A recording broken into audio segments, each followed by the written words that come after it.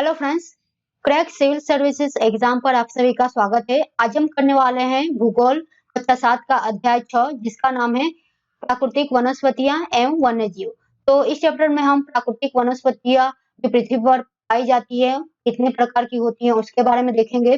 साथ में ये कहाँ-कहाँ स्थित है उसके बारे में भी जानेंगे और इन वनस्पतियों में कौन-कौन से वन्यजीव पाए जाते हैं उसके बारे में भी इस चैप्टर में हम जानने वाले हैं। तो सामान्यतः होता क्या है कि जो वनस्पतियां होती हैं वो जलवायु पर निर्भर होती हैं और जलवायु जो है हर जगह हर स्थान पे अलग-अलग दशाओं में पाया जाता है। पहाड़ी क्षेत्रों में जलवायु अलग होगी, ध्रुवीय क्षेत्रों में जलवायु अलग होगी, उसी तरह से जो भूमध्य रेखा है वहाँ पे जलवायु अलग देखने को मिलती है। उसी तरह से दक्षिण गोलार्ध में बात करें तो वहाँ पे जलवायु दशाएं अलग है। इस तरह से महाद्वीपों पर जलवायु अलग देखने को मिलती है, महासागरों पर जो है जलवायु अलग देखने को मिलती है। तो इन दशाओं में जो वनस्पतियों का स्वरूप है वो भी तो बदलता है। जैसे कि ऊंचाई एवं वनस्पतियों की विशेषता में अंतर संबंध देखने को मिलता है कि जैसे-जैसे ऊंचाई में परिवर्तन होगा तो ऊंचाई के साथ-साथ क्या होगा कि जलवायु परिवर्तित होगी और जलवायु परिवर्तित होगी तो वहां पे जो प्राकृतिक वनस्पतियां हैं उनमें भी बदलाव देखने को मिलता है। तो वनस्पतियों की वृद्धि तापमान और नमी पर भी निर्भर होती है। इसके साथ-साथ वो ढाल यानी सतह किस प्रकार की है, मिट्टी की परत की मोटाई कितनी है, उस पर भी ये लोग निर्भर रहते हैं। मान लीजिए कि कोई पहाड़ी है और इस पहाड़ी पे पेड़ों की मात्रा हमें कम देखने को मिलती है। तो ऐसा क्यों होता है? क्योंकि अगर वर्षा होती है तो यहाँ पे इनको जो पौष्टिक तत्व चाहिए विकास के लिए वो नहीं मिलेंगे क्योंकि पानी नहीं होगा यहाँ पे। फिर चट्टानों का एरिया है तो यहाँ पे चट्टानें होंगी तो मिट्टी नहीं होगा और मिट्टी नहीं होगा तो यहाँ पे इनको पोषक तत्वों की प्राप्ति नहीं होगी तो इनकी वृद्धि भी अलग प्रकार की होगी। और यहाँ पे पानी का जो ठहराव वो होता नहीं है तो पहाड़ों पर अलग तरह की वनस्पतियां देखने को मिलती हैं। इसी तरह से आप सतहों पे देख ले तो वहां पे घने पेड़ देखने को मिलते हैं बड़े-बड़े। ये क्यों होता है? क्योंकि वहां की दशा उनके लिए अनुकूल होती है। तो वही है कि जैसी जलवायु होगी उस तरह से वनस्पतियों में अंतर देखने को मिलता है। तो इन घटकों के अंतर के कारण जो है किसी भी स्थान पर प्राकृतिक वनस्पतियों की सघनता और प्रकार में परिवर्तन देखने को मिलता है। सामान्यतः जो है प्राकृतिक वनस्पतियों को 3 श्रेणियों में विभाजित किया गया है। पहला है वन और वन उन्हें कहते हैं जो वृक्षों के लिए उपयुक्त तापमान और परिपूर्ण वाले क्षेत्र होते हैं। यानी जहाँ पे जो है वृक्षों के लिए अनुकूल तापमान हो, परिपूर्ण क्षेत्र हो, वर्षा अधिक हो, यानी उनकी जो पोषक तत्व जो उनको चाहिए विकास के लिए वो संपूर्ण मात्रा में उपलब्ध हो, तो वहाँ पे पेड़ अधिक उगेंगे और उस पेड़ों की जो सघनता और उसके खुलेपन के कारण उसको वन कहा जाता है। इसी तरह से जो वनस्पति का दूसरा रूप देखते हैं हम वो घास स्थल और घास वाले स्थल जो होते हैं वो मध्य वर्षा वाले क्षेत्रों में ही विकसित होते हैं जहाँ पे मध्यम वर्षा होती है, यानी नहीं ज्यादा ना ही कम। उन क्षेत्रों पे घास की स्थिति जो है यानी घास के लिए वो अनुकूल दशाएं होती हैं। उसी तरह से तीसरा जो वनस्पति का प्रकार है वो है कांटेदार झाड़ियां। तो कांटेदार झाड़ियां जो होती हैं केवल शुष्क क्षेत्रों में ही पैदा होती है क्योंकि वहां पे वर्षा कम होती है। हिमालय के क्षेत्रों में भी हमें अलग-अलग तरह की वनस्पतियां देखने को मिलती है और ठीक उसी प्रकार भूमध्य रेखा से जब हम ध्रुव की ओर भी जाते हैं तो वहां पे भी जो वनस्पतियों का प्रकार है उनमें विभिन्नता देखने को मिलती है। मान लीजिए कि ये भूमध्य रेखा और यहाँ से जब हम ध्रुव की ओर जाएंगे उत्तर और दक्षिण की तरफ तो इनमें विभिन्नता देखने को मिलती है।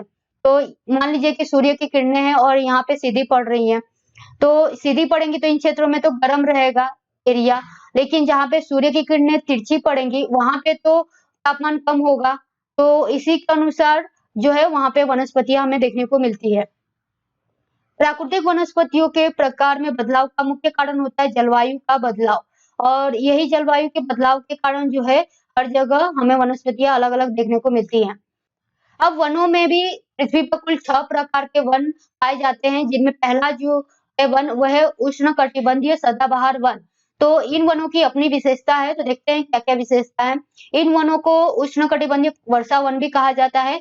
ये वन जो है भूमध्य रेखा और उष्णकटिबंधीय रेखाओं के पास पाए जाते हैं। मान लीजिए कि पृथ्वी का भूमध्य रेखा वाला एरिया है जहाँ पे 0 विषुववृत्त अक्षांश गुजरता है और वहीं से 23.5 उत्तर और 23.5 अक्षांश नीचे आप जाते हो तो ये पूरा मिला के ये उष्णकटिबंधीय एरिया कहलाता है और इसी एरिया में हमें उष्णकटिबंधीय सदाबहार वन देखने को मिलते हैं।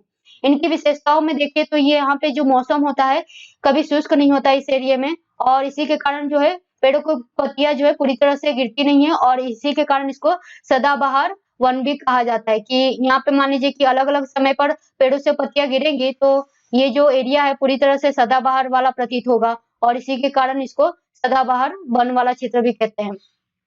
अन्य विशेषताओं में है कि काफी घने जो वृक्षों की मोटी वितान के कारण दिन के समय जो है सूर्य का प्रकाश वनों के अंदर नहीं पहुंचता। तो होता क्या है कि मान लीजिए कि ये क्षेत्र है, पेड़ों का पूरा एरिया है और यहाँ पे छोटे-छोटे पेड़ लगे हैं, तो सूर्य की प्रकाश यहाँ पे मान लीजिए कि ये पेड़ है और यहाँ पे जो है सूर्य का प्रकाश नीचे तक नहीं जा पाता। ये पेड़ों के इतने घने होते हैं कि ये पेड़ों के ऊपरी परत पे ही सूर्य का प्रकाश पहुंच पाता है। निचली जो जमीनी सतह होती है वहां तक प्रकाश नहीं पहुंच पाता, इतने ये घने होते हैं। इनमें जो क्षेत्रों में जो सदाबहार वनों के उदाहरण के रूप में यहाँ पे वृक्ष रोजवुड, आबनूस और महोगनी देखने को मिलती है।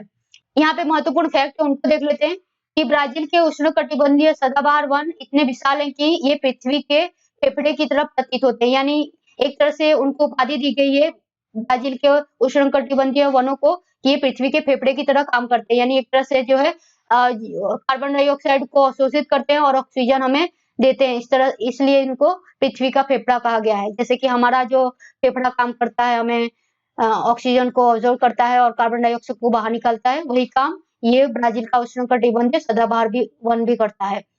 उसी तरह से दूसरा जो फैक्ट है एनाकोंडा के बारे में, यह विश्व के सबसे बड़े सांप है और ये उष्णकटिबंधीय वर्षा वन वाले क्षेत्रों में ही पाए जाते हैं और ये मगर जैसे बड़े जानवरों को भी खा सकते हैं। तो ये सांपों की प्रजाति है एनाकोंडा जो हमें इन्हीं क्षेत्रों में देखने को मिलती है।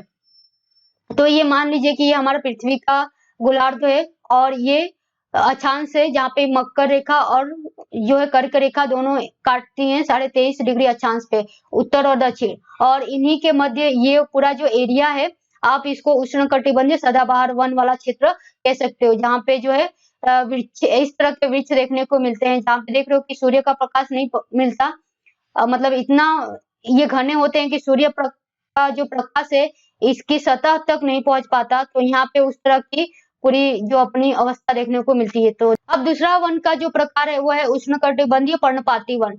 इन्हें पर्णपाती वन इसलिए कहा जाता है क्योंकि ये वन जो है मानसूनी होते हैं, यानी वर्षा के समय जो है वन उग आते हैं, लेकिन जैसे ही ऋतुएं बदलती हैं इनके पत्ते झड़ने चालू हो जाते हैं। तो ये जो वन है भारत, उत्तरी ऑस्ट्रेलिया और मध्य अमेरिका के बड़े हिस्से में पाए जाते हैं। इन क्षेत्रों में मौसमी परिवर्तन होते रहते हैं।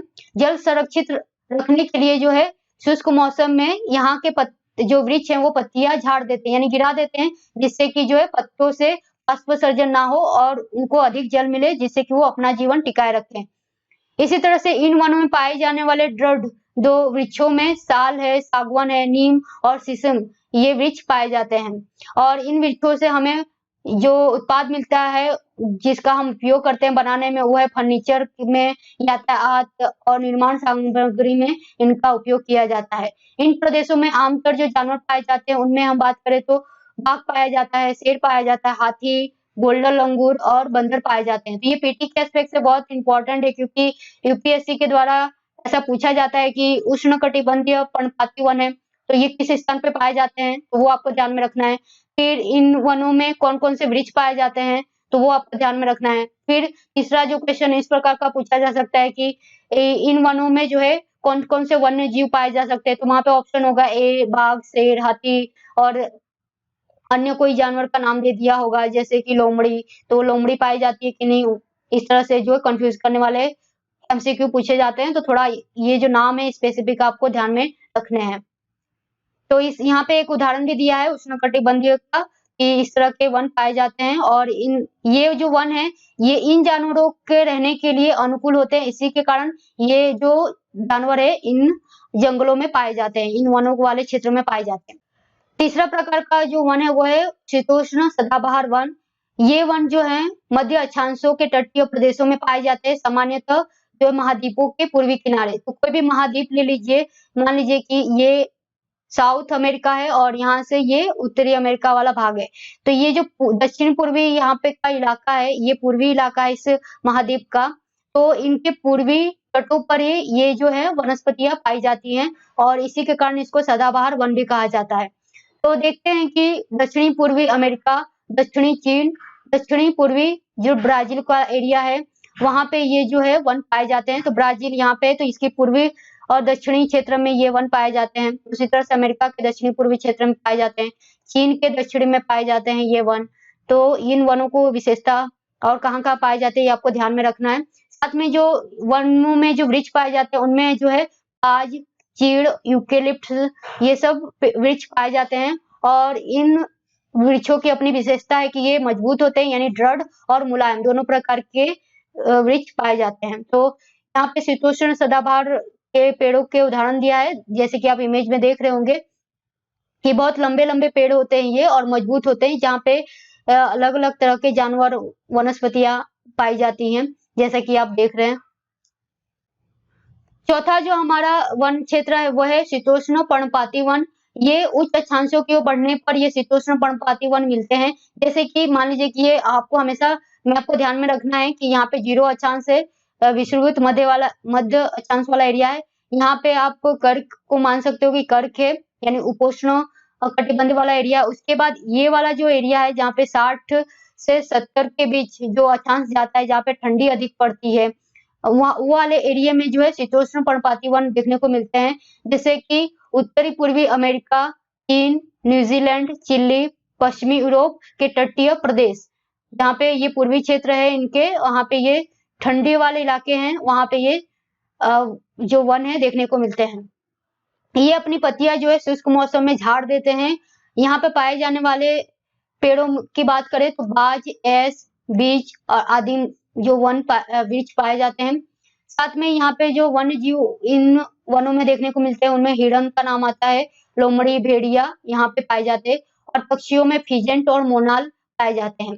तो ये आपको ध्यान में रखना है कि कौन से क्षेत्रों में ये वन जो स्थित हैं, साथ में इनकी क्या विशेषता है। तो आपको ये विशेषता में खासकर ध्यान रखना है कि ये भी जो है शुष्क मौसम में अपने पत्तियों को झाड़ देते हैं, जिससे कि क्या हो कि इनके जो पत्तियों से जो पानी का जो है वाष्पोत्सर्जन कम हो, इसके कारण ये पत्तियां झाड़ देते हैं। साथ में इन वन क्षेत्रों में कौन-कौन से जो पेड़ पाए जाते हैं, तो इन पेड़ों के नाम याद रखने और जानवरों के साथ में पक्षी जो भिसेंट और मोनाल है यहाँ पे पाए जाते हैं। तो यहाँ पे इमेज में देख रहे होंगे कि आपको शीर्षणों वनस्पति वन वाला एरिया दिया है इमेज में। साथ में ये मोनाल है पक्षी और यहाँ पे फिजेंट का इमेज दिया है। इस तरह के ये पक्षी दिखने में लगते हैं।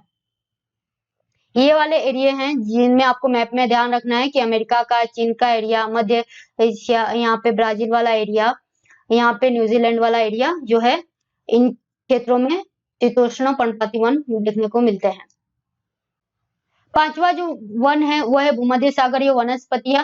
ये वनस्पतियां आपको नाम से ही पता चल रहा होगा कि भूमध्य सागर का जो प्रदेश है उसके ऊपर से इसका नाम रखा गया और इसके आसपास के प्रदेशों में जो वनस्पतियां मिलती हैं उसी के ऊपर से ये भूमध्य सागर वनस्पतियां नाम रखा है।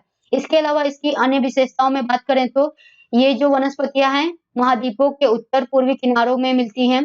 साथ में यह महाद्वीपों के पश्चिमी और दक्षिणी पश्चिमी किनारों पर भी देखने को मिलती हैं।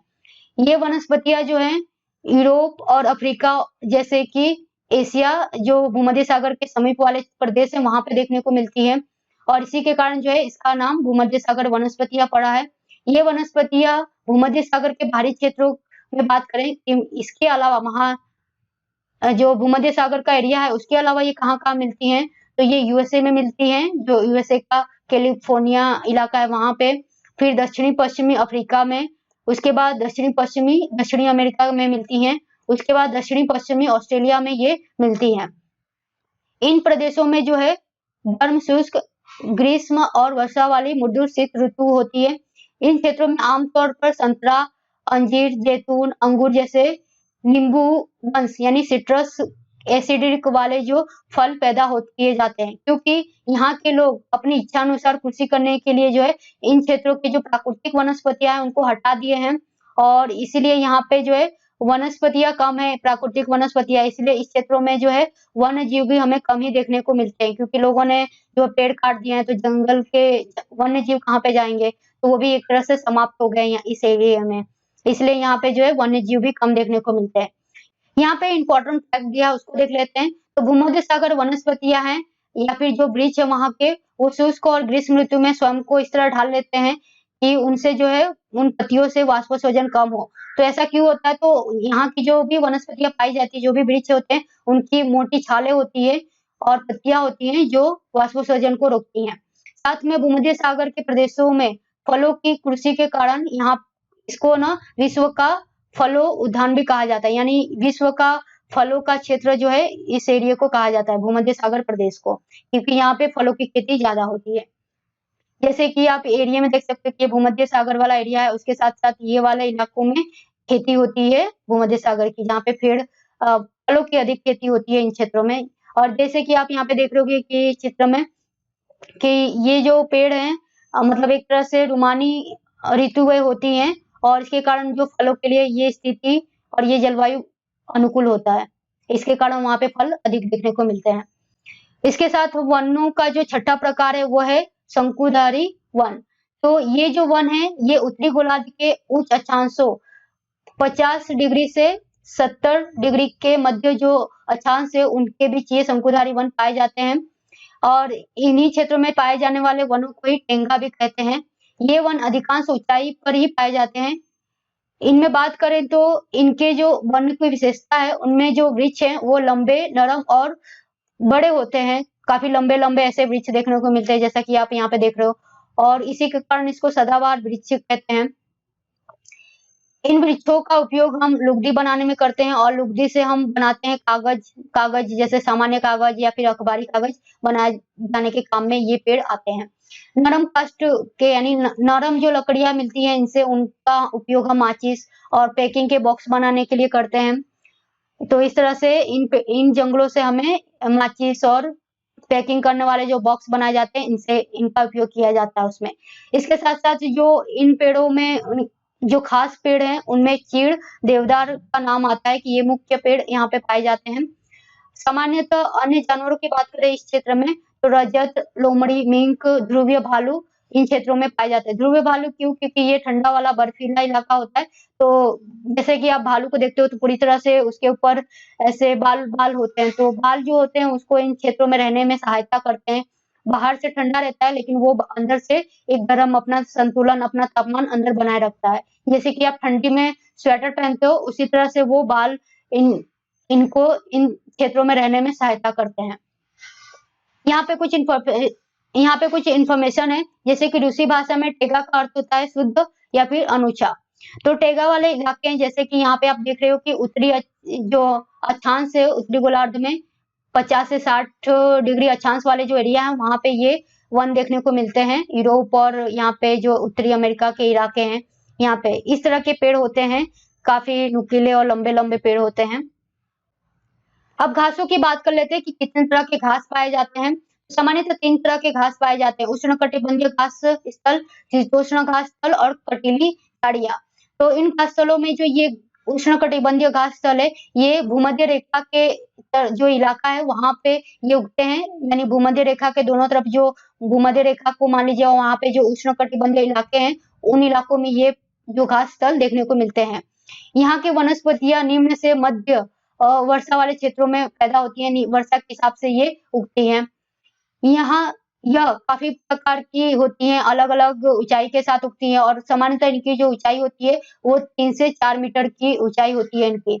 अफ्रीका का सवाना जो घास स्थल है इसी प्रकार का है, जो अफ्रीका महाद्वीप में सवाना क्षेत्र में ये घास देखने को मिलते हैं। तो इस तरह की सवाना घास इन क्षेत्रों में देखने को मिलते हैं क्योंकि जो यहाँ पे रेखा गुजरती है मध्य रेखा और उष्णकटिबंधीय रेखा तो इन क्षेत्रों में ज्यादा देखने को मिलता है क्योंकि आपको पता होगा कि अफ्रीका का जो महाद्वीप ऐसा है जहाँ से तीनों रेखाएं यानी विषुववृत्त रेखा, कर्क रेखा और मकर रेखा तीनों गुजरती हैं। तो यहाँ पे जो है सवाना के घास स्थल अधिक देखने को मिलते हैं और यहाँ पे घास स्थल मिलेंगे तो चरवाहों भी अधिक होंगे, यानी यहाँ के लोग अधिकांश तो पशुपालन भी करते हैं। सामान्य रूप से उष्णकटिबंधीय घास स्थल में हाथी, जेब्रा, जिराफ, हिरण, तेंदुआ जानवर भी देखने को मिलते हैं। तो ये जो दशाएं हैं ये घास है इन जानवरों के लिए अनुकूल होते हैं, इसी के कारण यहाँ पे ये जानवर देखने को मिलते हैं। शीतोष्ण घास स्थल में बात करें तो ये मध्य अक्षांश क्षेत्रों और महाद्वीपों के भीतरी भाग में पाए जाते हैं। यहाँ की घास आमतौर पर जो छोटी और पौष्टिक होती है, मुलायम होती है। शीतोष्ण प्रदेशों में अन्य जानवरों की बात करें तो यहाँ पे जंगली भैंस, बाइसन, एंटीलोप पाए जाते हैं। इसी तरह से कंटीली झाड़ियों वाले जो क्षेत्र हैं वो है शुष्क रेगिस्तान वाले प्रदेश, जहाँ पे कंटीली झाड़ियाँ पाई जाती हैं। ये भी एक तरह का घास का रूप है। तो ये जो क्षेत्र हैं ये उष्णकटिबंधीय जो रेगिस्तान वाले इलाके हैं, जहाँ पे महाद्वीपों के पश्चिमी किनारे पे पाए जाते हैं। तो होता क्या है कि कोई भी महाद्वीप ले लीजिए, तो यहाँ पे ये जो भी महाद्वीप के पश्चिमी किनारे हैं इस साइड, जैसे कि यहाँ पे अमेरिका का इलाका, ये पश्चिमी साइड, इस यहाँ से उत्तरी अमेरिका का इलाका है पश्चिमी साइड, वहीं पे भारत का इलाका है, मान लीजिए कि पश्चिमी साइड का जो गुजरात वाला एरिया है और राजस्थान का। तो राजस्थान में आप सभी को पता होगा कि वहाँ पे थार जो रेगिस्तान है वो सबसे बड़ा, यानी भारत का सबसे बड़ा रेगिस्तानी एरिया है। तो वो इसी तरह इस जैसे कि भारत के उपमहाद्वीप के पश्चिमी किनारे पर रेगिस्तान देखने को मिलते हैं, इसी तरह से जो है विश्व के अन्य महाद्वीपों के पश्चिमी तरफ जो है इस तरह के रेगिस्तान देखने को मिलते हैं। जैसे कि दूसरा उदाहरण आप देख सकते हो कि अफ्रीका महाद्वीप है, वहाँ पे भी जो सहारा रेगिस्तान है वो अफ्रीका के पश्चिमी छोर पे ही है। तो इस तरह से जो है महाद्वीपों के पश्चिमी छोर पर ही हमें जो कंटीली झाड़ियाँ और रेगिस्तान देखने को मिलते हैं। यानी रेगिस्तान होंगे तो वहाँ पे कंटीली झाड़ियाँ तो देखने को मिलेगी ही। तो इस तरह से ये होता है। तीव्र गर्म और बहुत कम वर्षा वाले क्षेत्रों में होने के कारण यहाँ पे वनस्पतियाँ बहुत कम देखने को मिलती हैं। यहाँ पे अन्य इन्फॉर्मेशन की बात करें तो कहा गया है कि यदि आप ध्रुवों में जाएँगे, यानी ध्रुवीय प्रदेशों में जाएँगे, तो वहाँ पे अत्यधिक जो ठंडा मिलेगा और ठंडा होने के कारण जो है यहाँ पे जो प्राकृतिक वनस्पतियाँ बहुत कम मिलती हैं। यहाँ केवल जो काई, लाइकेन या फिर छोटी जो झाड़ियाँ होती हैं वही देखने को मिलती हैं। यानी ध्रुव प्रदेश पे मान लीजिए कि 0 डिग्री सेल्सियस तापमान होगा, यानी बर्फ वाला इलाका होगा, तो वनस्पतियाँ उग ही नहीं पाएंगी। इसीलिए यहाँ पे जो है काई, लाइकेन इस तरह के जानवर देखने को मिलते हैं। और इन्हीं के कारण इस इलाके को टुंड्रा वाला वनस्पति क्षेत्र भी कहा जाता है कि जो काई, लाइकेन और छोटी झाड़ियाँ मिलती हैं उसी को ही टुंड्रा प्रकार की वनस्पतियों के कैटेगरी में इनको रखा जाता है। यानी इन वनस्पतियाँ जो पाई जाती हैं उनको टुंड्रा भी कहा जाता है। ये वनस्पतियाँ यूरोप में, एशिया में और उत्तरी अमेरिका के जो ध्रुवीय प्रदेश है जहाँ पे बर्फ देखने को मिलता है उन क्षेत्रों में ये वनस्पतियाँ पाई जाती हैं।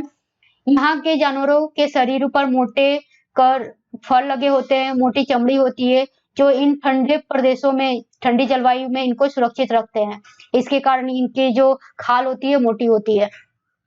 और इनके उदाहरण जानवरों की बात करें तो सील है, वालरस है, कस्तूरी बैल है या फिर ध्रुवीय उल्लू है, ध्रुवीय भालू और बर्फीली लोमड़ी यहाँ पे देखने को मिलती है इन ध्रुवीय क्षेत्रों में। इसके अलावा यहाँ पे फैक्ट दिया है जो पीटी के एस्पेक्ट से बहुत इंपॉर्टेंट है। जैसे कि यहाँ पे जो उष्णकटिबंधीय घास स्थल है, तो इन घासों को अलग-अलग देशों में किस नाम से जाना जाता है, ये बताया गया है। तो पूर्वी अफ्रीका में सवाना कहा जाता है उष्णकटिबंधीय घास स्थल को, वहीं पे ब्राजील में इसको कंपोज कहा जाता है और वेनेजुएला में लानोस के नाम से ये प्रसिद्ध है। उसी तरह से शीतोष्ण कटिबंधीय घास स्थल है, उनमें अर्जेंटीना जो देश है उसमें इसको पेम्पास के नाम से जाना जाता है। जो भी शीतोष्ण कटिबंधीय घास स्थल है उनको पेम्पास कहा जाता है। वहीं पे उत्तरी अमेरिका में इसको प्रेयरी कहा जाता है, दक्षिणी अमेरिका में इसको बेल्ट के नाम से जाना जाता है, मध्य एशिया वाला इलाका उसमें स्टेपी के नाम से इसको कहा जाना जाता है। उसी तरह से ऑस्ट्रेलिया में जो भी शीतोष्ण कटिबंधीय घास स्थल है उनको डॉन कहा जाता है। तो इस तरह से जो ये शीतोष्ण कटिबंधीय और उष्ण कटिबंधीय घास स्थलों के नाम अलग-अलग देशों में अलग-अलग हैं। अब यहाँ पे विशेषता बताई गई है कि अगर वन ना हो तो वन नहीं होंगे तो क्या होगा कि एक तरह से वन नहीं होंगे तो वनों में रहने वाले जो जीव पाए जाते हैं वो भी एक तरह से नहीं मिलेंगे हमें देखने को। तो मनुष्य इतना स्वार्थी हो जा रहा है कि अपनी कुर्सी के लिए, स्थानीय आवास के लिए जो है वनों का नाश कर रहा है और इसके कारण जो है वन्य जीव विलुप्त हो रहे हैं और इसके कारण जो है वन नाश होगा तो हमें ऑक्सीजन जो है उसकी मात्रा भी हमें कहीं न कहीं कम मिलेगी। जैसे कि जो पेड़ होते हैं वो CO2 को अब्ज़ॉर्ब करते हैं और ऑक्सीजन छोड़ते हैं। तो इस तरह से पेड़ काटे जाने पर हमें जो है प्रदूषित हवा को श्वास लेना पड़ेगा। इस तरह से पेड़ों को काटना नहीं बल्कि बचाना चाहिए, जो हमारे लिए एक तरह से प्राणदायी होते हैं। तो आज के चैप्टर में हमने देखा कि किस तरह से जो है अलग-अलग प्रकार की वनस्पतियाँ पाई जाती है, वनों के बारे में देखा, साथ में हमने घास स्थलों के बारे में भी देखा। आज के लिए बस इतना ही। Thank you very much.